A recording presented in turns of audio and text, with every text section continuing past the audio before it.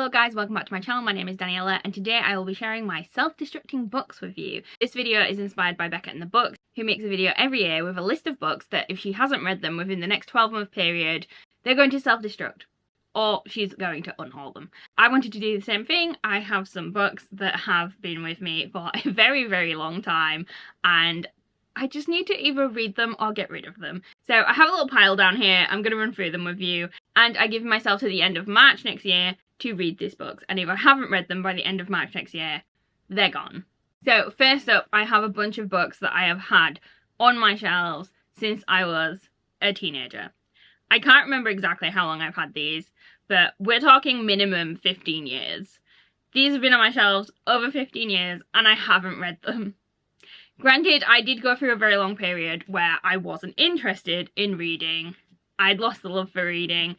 And now that I am back into reading, I want to give these a go or get rid. Because I have too many books as it is. I'm running out of space. I need to make room for other books that I'm interested in. First up, we have the Vampire Diaries series by L.J. Smith.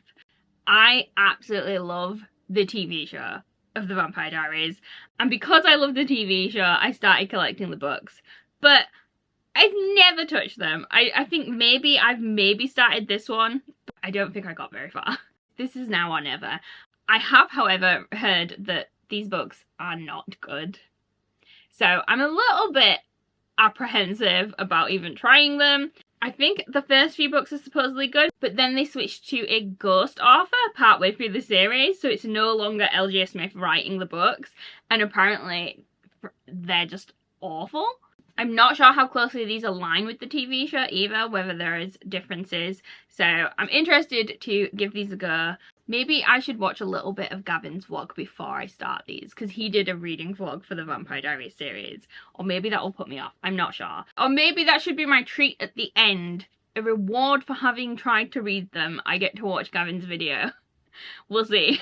What do you think? Should I watch Gavin's video for inspiration, or should that be a reward at the end? Let me know in the comments. If you don't know what Vampire Diaries is, this is a YA paranormal romance series with vampires, and I love vampires. I've always been vampire girly. I've never been a fan of wolves, which is probably why I've never finished the next series I'm going to show you.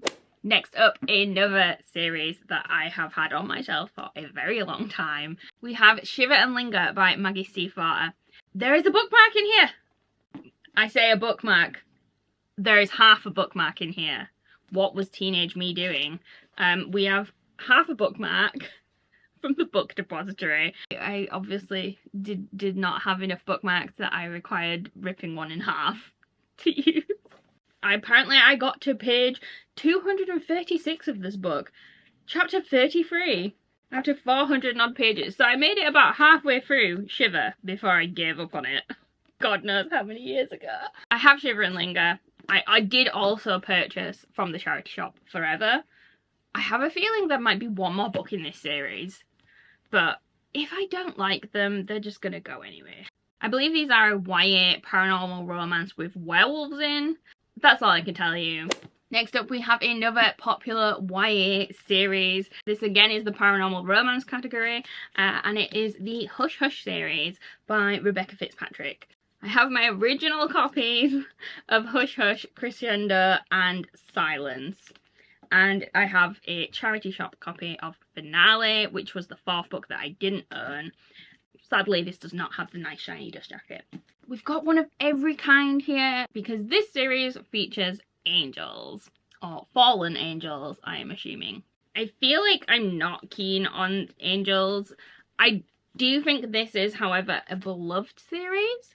So I think out of the three, this is the one I'm more inclined to read, but we will see how we go. Next up, I have a book that when I did my TBR roulette last year, one of my prompts was to read the book that had the lowest rating on my Goodreads. And that book is Maestra, which is a thriller. It's also part of a series, and I have the other two books. I completely avoided reading this when it was on my TBR.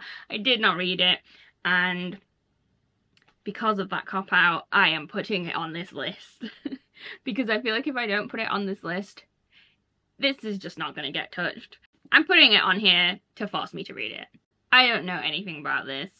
I just know that it has a really, really, really bad rating on Goodreads, and that has thoroughly put me off, but it's on the list. We'll see if I can give it a go. I am going to do another video reviewing this video next April to see whether I read any of these books and to add to next year's list. Next up, I have a book that came in one of my book subscription boxes, and that is The Coldest Touch by Isabel Sterling. This was an extra paperback that was in one of the Fairy boxes. I have not touched this since. This looks like it is a YA paranormal romance. Obviously, it's quite a new release, so it could potentially be more contemporary than other paranormal romances that I have. This book has vampires and secret organizations. It's on the list because it's not a book that I think I would otherwise be drawn to. I don't think it's something I would have picked up or bought myself had it not been included as an item in one of the Fairy boxes. And the final book on this list is Isaac and the Egg. This is the Goldsboro edition. It's a signed limited edition. There was only 250 copies of this. I bought it because I liked the sound of the synopsis and it gave me Frederick Backman vibes. I did start trying to read this. This was also on one of my TBRs, and I don't know how... Oh, I do know how far I got. I got to chapter 3. There's my broken binding bookmark in there. So I got about 40 pages into this and for some reason didn't continue reading it. This isn't a long one. This is about 270 pages. This should be an easy read. So it's going on the list just because I have this thing where if I start a book and I stop, I find it really hard to pick that book back up again. I feel like me stopping reading a book is, the book is doomed to never be read. So this is on the list. This needs to be read in the next 12 months or we're saying goodbye. And that's it. That is everything on my list for this year. What do you think of my choices, guys? Are these books that you've read? If you read them, what did you think of them? Did you enjoy them? Are they good? Are they worth it? Are they worth my time? Let me know in the comments. And as always, if you like the video, please give it a big thumbs up and subscribe to the channel if you haven't already. And I'll see you next time. Guess you're trying to stay strong and fake a smile until I look